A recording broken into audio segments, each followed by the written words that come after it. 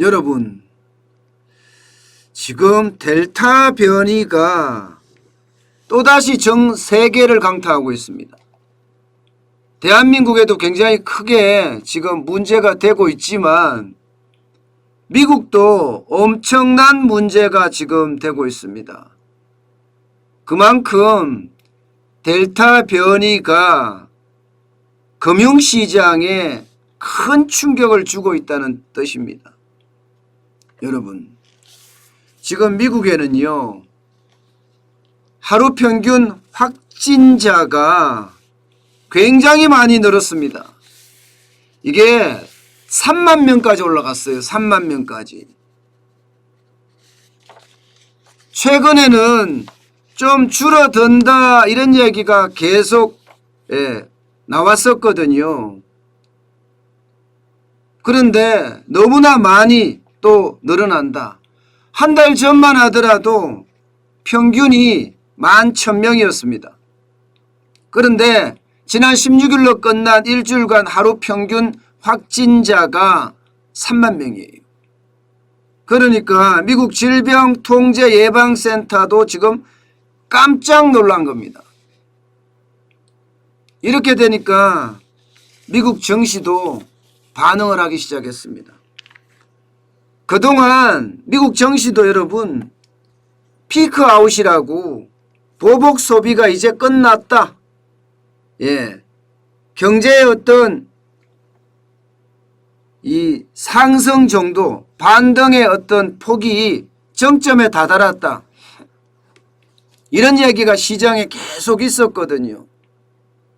그런 와중에 이게 코로나 신규 확진자까지 터지니까 증시가 더 이상 못 버티고 아이고 모르겠다 하고 툭 떨어진 겁니다. 자, 다우산업지수만 하더라도 2.09% 떨어졌습니다. 이게 장중에는요 2.5%까지도 뚝뚝 떨어졌습니다. 2.5%까지도 725.81포인트가 빠졌고요. 33,962.04로 마감했습니다. 예상했던 것보다는 덜 떨어졌다. 이런 분석도 나오고 있습니다. 이런 분석도. 그만큼 더 떨어질 거를 덜 떨어졌다 이렇게 보는 거예요. 이 정도면요. 지난해 10월 28일 날 3.43%가 떨어진 이후로 9개월 만에 최대 낙폭입니다. 장중 한때는 진짜 많이 떨어졌었거든요. 이대로 계속 떨어진다 이러면요. 아마 시장은 얼어붙지 않을까 그렇게 예상을 하고 있습니다. 뭐 다 떨어졌습니다. 특별하게 안 떨어졌다 이렇게 이야기할 수 있는 건 없고요. 경기 민감주부터 시작을 해서 기술주까지 그야말로 다 떨어졌다고 이야기할 수가 있습니다. 특히 항공주가가 많이 빠졌습니다. 항공주가 델타항공 3.74% 빠졌습니다. 보잉도 4.94% 빠졌고요.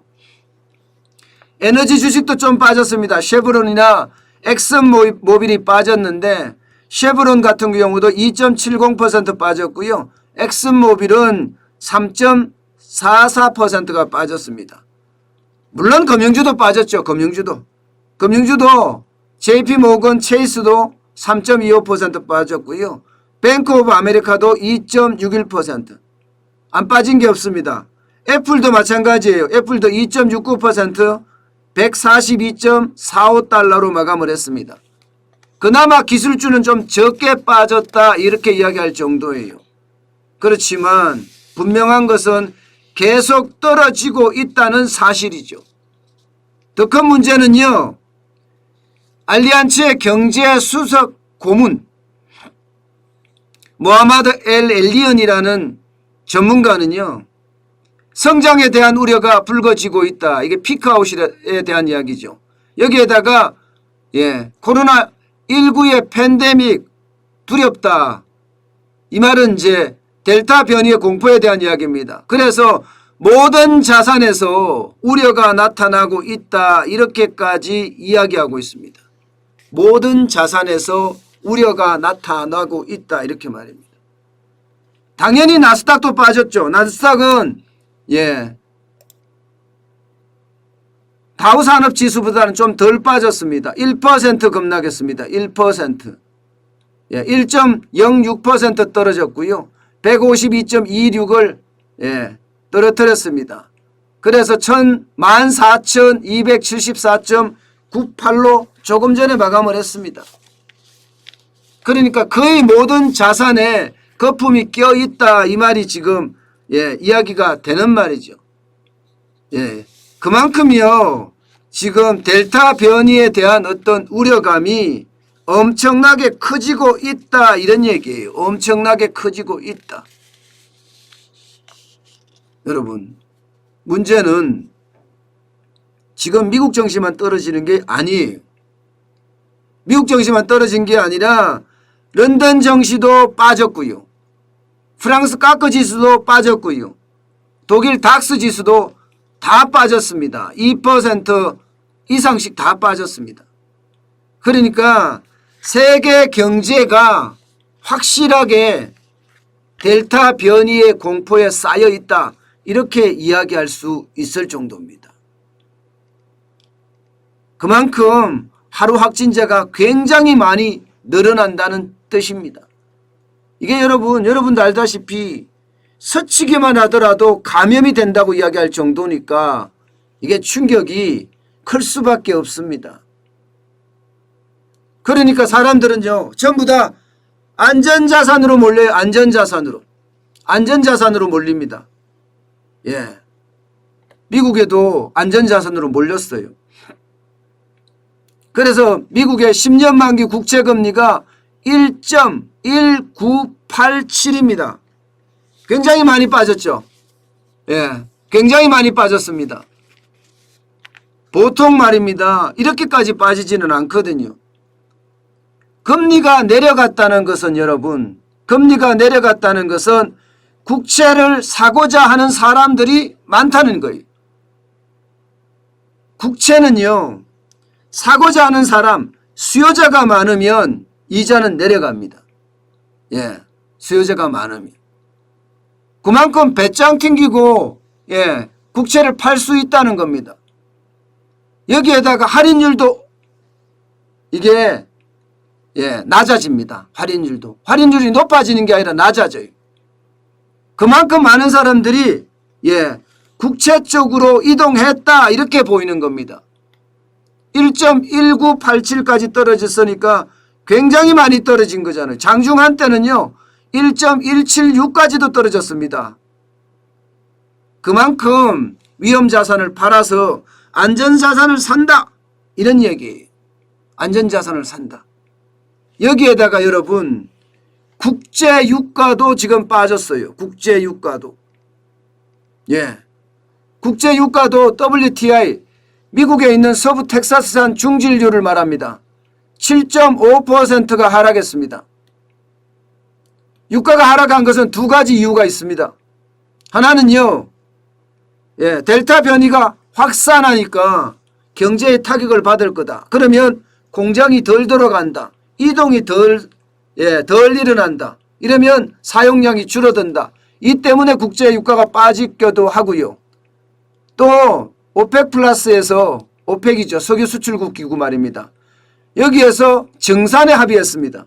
다시 말해서 석유를 더 생산해서 판매한다는 이야기예요. 공급이 늘어난다는 이야기입니다.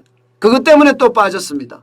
이 두 가지가 겹치면서 유가까지도 떨어지는 그런 상황을 맞은 거죠. 그런데 문제는 여러분, 문제는 여기서 끝나지가 않습니다. 지금 많은 전문가들은요, 이게 대규모 정시 조정의 신호탄이 아닌가 이렇게까지 이야기하고 있습니다. 대규모 정시 조정의 신호탄이 아닌가.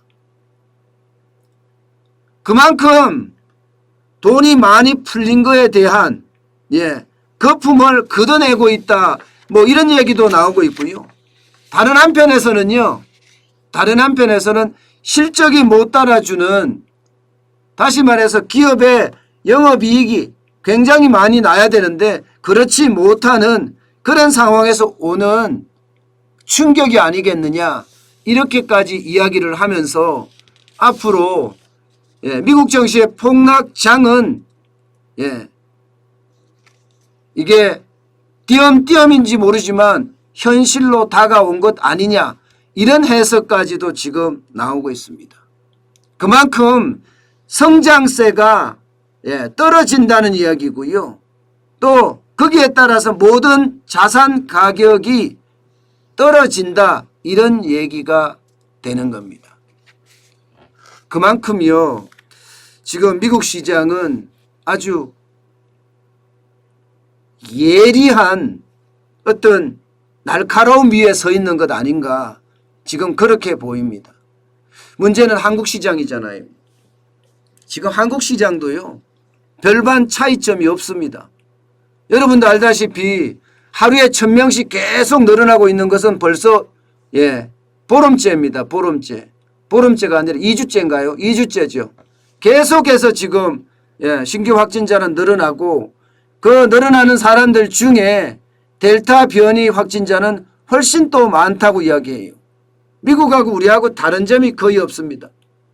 다른 점이 있다면 유가가 올라가면 미국은 석유를 많이 생산하는 나라이기 때문에 유리할 수도 있지만 대한민국은 유가가 올라가면 이게 공급발 인플레이션까지 우려되는 상황이거든요. 그렇게 되면 한국 경제도 백척간두의 위기다. 대붕괴의 전조다. 뭐 미국에서 이야기하는 것처럼 그런 위험이 지금 있지 않을까 사실 두려워하고 있습니다. 그만큼요 우리 경제도 지금 낙관할 수가 없는 상황이에요. 중국 경제 성장률이 뚝 떨어졌잖아요. 반토막으로. 이것은 어쩌면요 우리 수출이 뚝 떨어질 수 있다는 신호탄이기도 합니다. 중국의 경제 성장률이 뭐 반토막으로 떨어졌을 정도면 7.5%인가요? 그럼 우리는 중국에 수출하는 물량이 지난 상반기만 하더라도 홍콩까지 합쳐서 30%가 넘습니다. 그러면 그나마 지금 버티고 있는 게 수출인데 수출까지도 이렇게 쉽지 않은 그런 길로 간다는 자체가 힘들고요. 여기에다 내수는 지금 꽁꽁 얼어붙다 못해서 빙하시대가 왔다 이렇게 이야기할 정도로 지금 떨어지고 있거든요. 그만큼 충격의 어떤 폭발물이 여기저기에 놓여있다 이런 얘기입니다. 저는 그 어느 때보다가 지금 경제가 또 한 번 큰 위기는 아닐지 모르겠지만 작은 위기가 오지 않을까 지금 그렇게 예측합니다. 이게 큰 지진이라고 나면요 여진이 일어나는 것처럼 경제에서도요 마냥 올라갈 수만 없거든요. 마냥 올라갈 수만 없습니다. 언젠가는 이게 올라간 게 내려가게 돼 있습니다. 여러분 내려간다고 해서 경제가 너무 뭐 충격을 받을 필요는 없습니다. 내가 준비만 하고 있고 대비만 하고 있다면 큰 문제는 없을 수도 있습니다. 그렇지만 준비하지 않고 대비하지 않으면 기본적으로는요 경제는 등락이 있다. 주식처럼 떨어질 때도 있고 올라갈 때도 있다. 이렇게 좀 편안하게 생각을 하고요. 그러면서 나는 올라갈 때를 준비해야 되겠다 하는 생각으로 긍정적인 사고를 하게 되면 좀 낫지 않을까 싶습니다. 경제는 분명히요 그렇게 상황이 썩 좋지는 못하다는 게 지금 미국 증권시장에서 지금 보여주고 있습니다. 그만큼 여러분 경제도 가시밭길이다. 이렇게 결론을 내겠습니다.